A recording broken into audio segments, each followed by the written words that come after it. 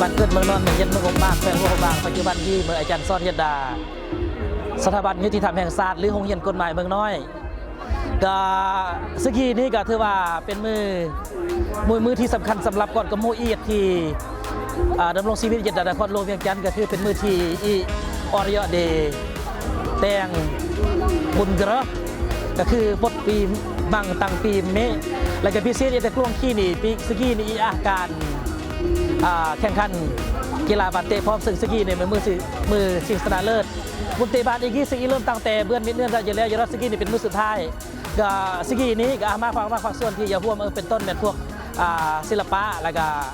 สื่อมวลชนแล้วก็ยงมาเท่าแก่ยันนครหลวงเวียงจันทร์ก็ด้วยพิเศษ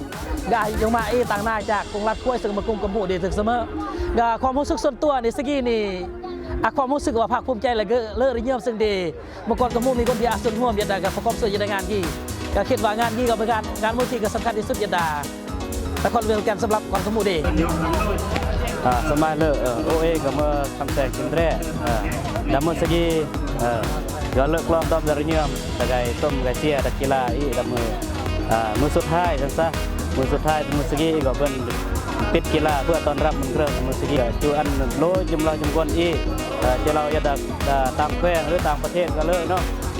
ไก่แย่งไก่เชี่ยทางออนไลน์หรือว่าแย่งตัวจริงก็ที่ว่าก็ไก่ส่งเสริมเยอะหรือไก่ส่งเสริมแต่ริคองประเทศนี้ริคโมอีดามือสกีสมัยเลิกกมูอีรถจำลองอยู่กันเลยสกีกับเลิกเฮียเมื่อสกีก็เป็นมือสำคัญสำหรับกมูอีดานครหลวงเวียงจันทร์นี่ก็คือว่าเป็นในปีจะครบในบัตรคือว่าเป็นบุญเกลือกับแม่นหรือว่าเป็นการแข่งขันกีฬากมูอีดานครหลวงเวียงจันทร์สกีเป็น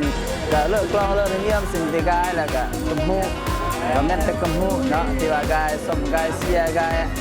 สร้างบรรยากาศเนาะมากมาคนก็ตื่นเต้นความเมื่อก็เลิกเงียบที่ว่าเบื่อบึ้บยอดบึ้บมูบึ้บคู่แล้วก็เบื่อแย่งแนวเลิกแนวดอมอดิษ12ของ14ของกลุ่มฮูเด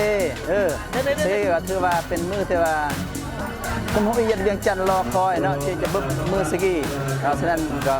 เรียกว่ากับผลสำเร็จในปีนี้ก็คือมือสกีเป็นมือที่ว่าสำคัญที่สุดสำหรับกลุ่มฮู